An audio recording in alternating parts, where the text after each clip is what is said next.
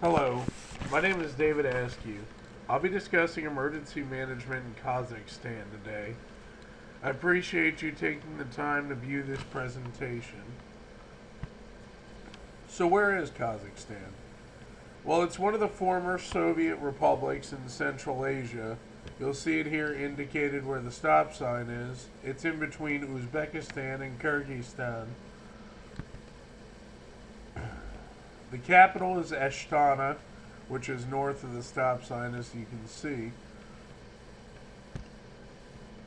The overview history of Kazakhstan. This is important because it pertains to how their emergency management system operates and runs.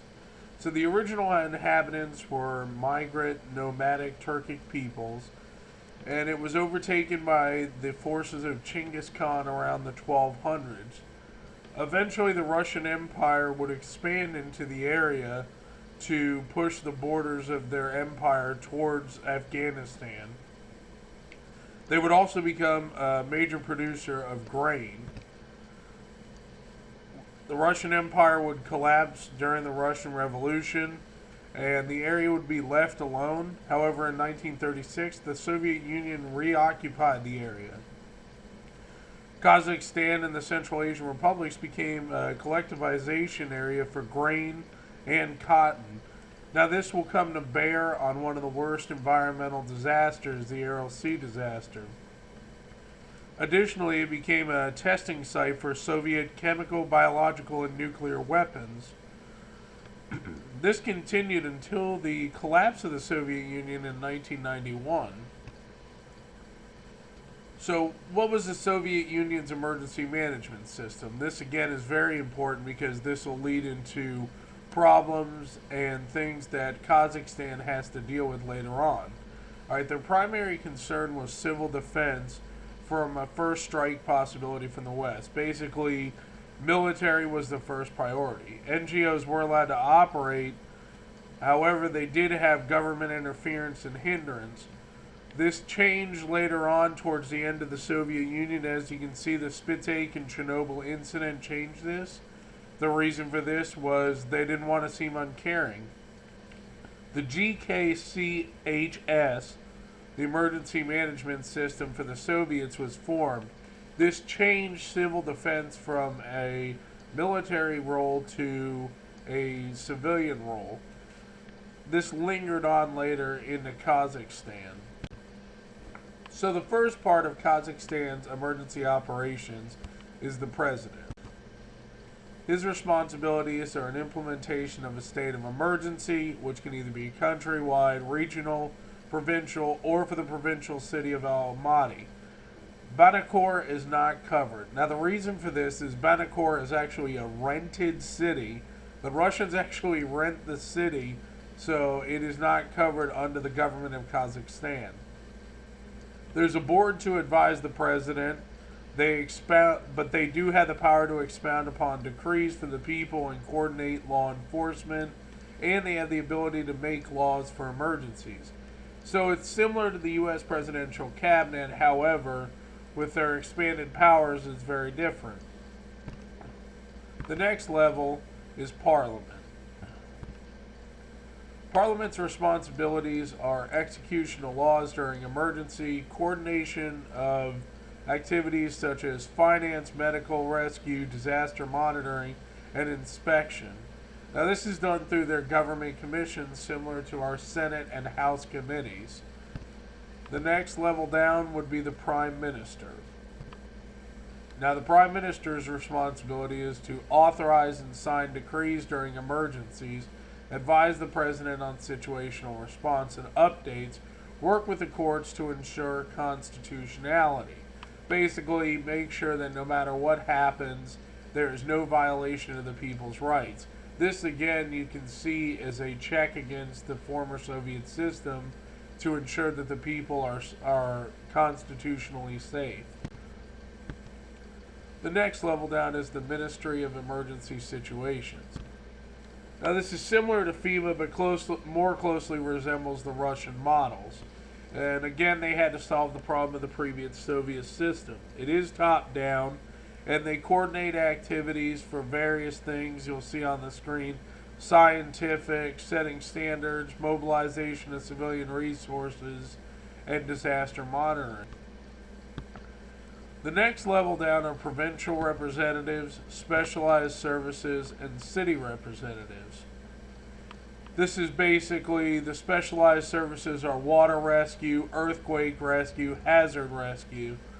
City representatives are for the larger cities of Astana and also for Almaty. The Civil Defense Force.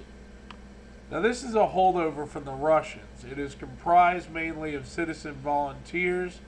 They must be trained. They're usually specialists in the areas of emergency medicine or evacuations. Military units are assigned to civil defense. This is something that the Kazakhstanis keep from the Russian system. NGOs. Now, a majority of the work that is done by NGOs in the country right now is training volunteers, getting them up to standards internationally. The Red Crescent, which is similar to the Red Cross, is very active. NGOs are also allowed to be requested by a province or a city. And again, the government of Kazakhstan is very open to them. They do not want to interfere. One example of this is the Red Crescent is working to alleviate the AIDS epidemic that is plaguing Central Asia. Central Asia right now is the fastest growing region in the world for AIDS, and they're trying to eradicate it before it becomes a larger problem. Now, intergovernmental agencies. They're working with the United Nations Development Program on various projects. They're also a part of the ADRC, or the Asian Disaster Relief Council. They're working with the European Union to assist in all different development projects, bridge projects, earthquake relief, and of course both ends have some sort of mutual interest. Kazakhstan benefits and Europe benefits possibly from economic, mineral resources, and other things that do come out of Kazakhstan. And one very different thing from the Russians is they're working with NATO to assist with their military forces that are involved in civil defense. Hazard assessment. As you can see, flooding is the most common occurrence. Most of this comes from snow melting, and it usually occurs between March and July. Earthquakes, 25% of the country is in a seismic zone. Magnitude 8 earthquakes are common. In 1887, 1889, and 1911, Almaty was destroyed by earthquakes.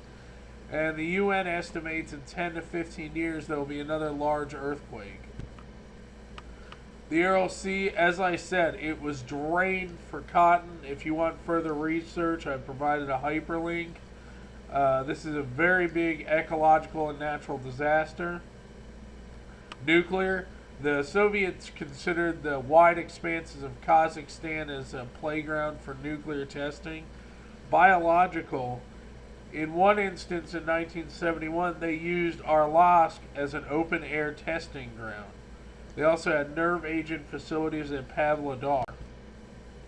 Terrorism continues to plague the country as a Muslim-majority country. However, they've worked to eradicate this, working with counterterrorism efforts, and have even signed into the Shanghai Accords for counterterrorism. Industrial accidents, given their loose regulations, continue to plague. Problems with the system. Some people say there's a problem with the clarification of emergency laws, coordination between civil and military disaster relief, and the problems with the early warning system. I provided further explanation of these in the comments section. Conclusion. Kazakhstan has made great progress. Despite challenges, the country's emergency operations are refining and improving. Civil-military coordination, though it is a holdover from the Soviet Union, is working well to alleviate problems of earthquakes and other constant plaguing disasters in the country. I appreciate your time, and if you need further reference, as I stated, the links are below. Thank you so much for taking the time to watch this.